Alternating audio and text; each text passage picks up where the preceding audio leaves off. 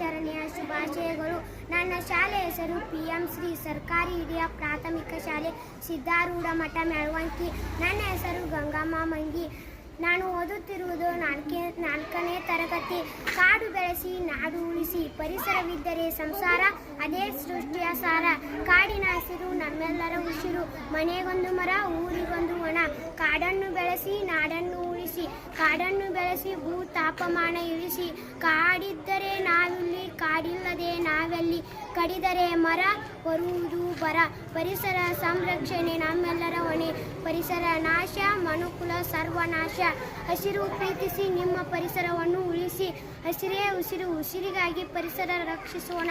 ಪರಿಸರ ಉಳಿಸಿ ಪ್ರಕೃತಿ ಉಳಿಸಿ.